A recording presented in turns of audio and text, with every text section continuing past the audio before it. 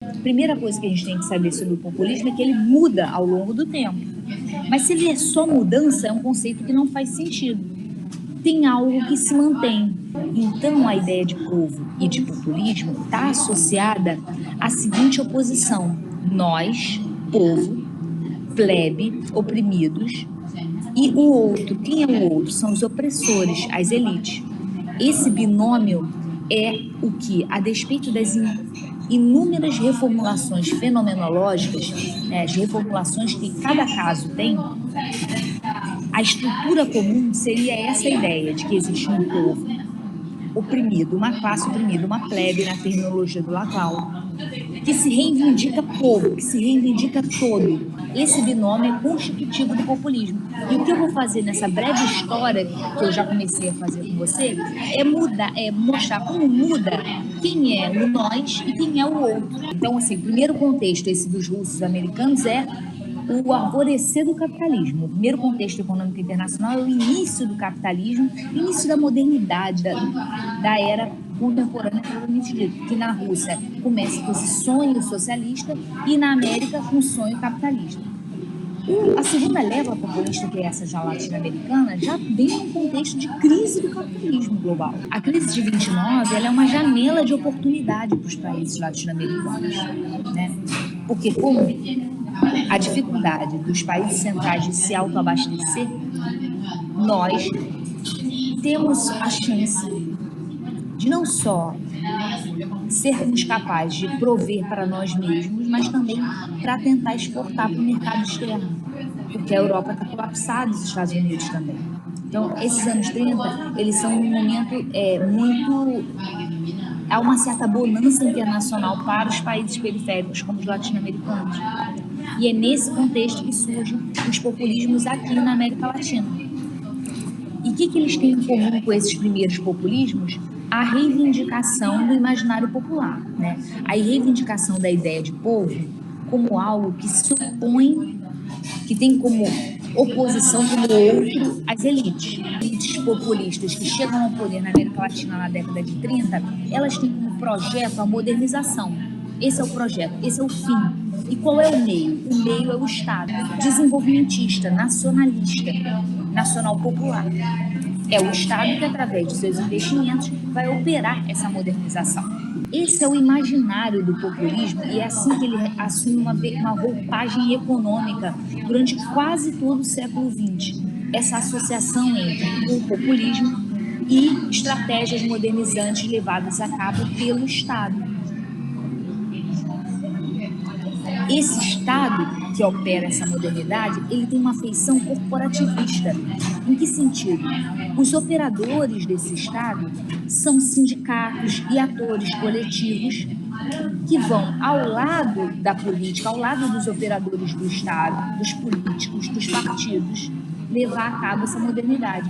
Então, há um certo fortalecimento da dimensão sindical. Eles são nacionalistas, né? Nacional-desenvolvimentistas, e eles têm essa feição corporativa. Eles entendem a sociedade não como um agregado de indivíduos, como na metáfora liberal. Essa é uma metáfora organicista, que olha para a sociedade e vê essa sociedade como composta por grupos.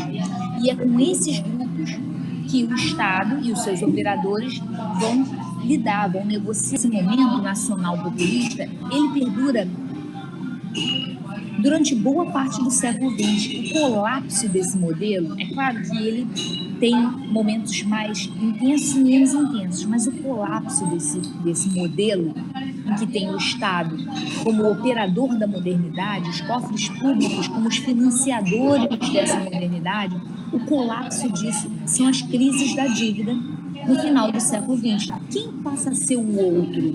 O outro passa a ser o inimigo, passa a ser as elites políticas, econômicas e sociais associadas a esse momento nacional popular.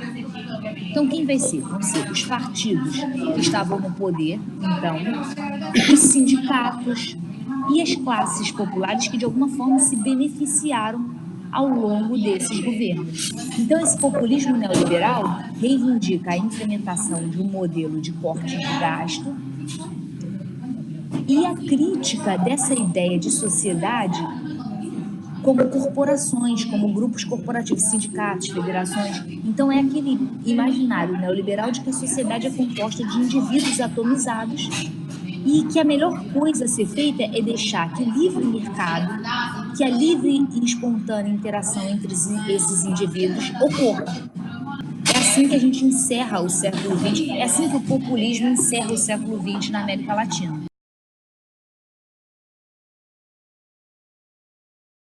Qual é o contexto que marca o início do século XXI, as duas primeiras décadas? Boom de commodity e esgotamento do modelo neoliberal. O neoliberalismo na América Latina, no final do século XX, deixou como legado uma crise política, econômica e social. Os populismos, então, do século XXI, que é isso que a gente chamou na altura de governos progressistas, o que eles fazem? Eles se caracterizam pela rejeição do neoliberalismo. Nesse momento histórico, nós são as classes populares e operadores do Estado que vão utilizar a máquina estatal para favorecer as classes populares, levando a cabo estratégias de modernização, estratégias de desenvolvimento, que tem no Estado o seu principal apoiador,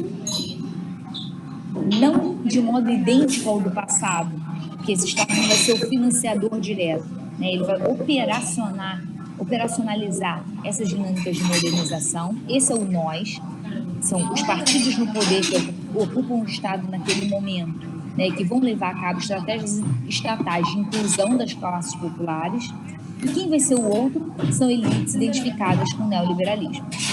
Esse é o populismo que a gente chamou de governos progressistas da primeira e segunda metade do século XX. Tem a primeira década em que esses populismos vigoram tranquilamente, mas a partir de 2011, principalmente a partir de 2014, você já não tem mais um contexto econômico internacional favorável a elites políticas latino-americanas que utilizavam como estratégia de modernização o nacional desenvolvimentismo. Por quê? Porque não há mais boom de commodities. Então, esses estados começam a ter balanças comerciais desfavoráveis e, portanto, perdem a capacidade de continuar sustentando essas estratégias nacional desenvolvimentistas. E nós temos agora um retorno do neoliberalismo, um retorno da percepção de que os populismos econômicos, os populismos nacional desenvolvimentistas, que viam no Estado, né, um lugar de estratégias de modernização e de inclusão, porque o termo inclusão também é uma característica desses novos populismos. Esses populismos desenvolvimentistas da primeira década do século XXI, eles viam no Estado um lugar de engendrar dinâmicas de inclusão. Porém, com o contexto econômico internacional de crise, esses Estados perdem essa capacidade de financiar essas dinâmicas. Essa é a feição atual do populismo, mas ela tem uma novidade. Ela resgata uma dimensão que estava presente lá naquele primeiro populismo russo-americano, e que não esteve presente em nenhum dos outros populismos desde então, que é o conservadorismo moral. A ideia de que o povo, ele tem como essência um conservadorismo moral e que o seu outro, as elites que os oprimem, tentam forçar uma modernização artificial desses valores morais conservadores.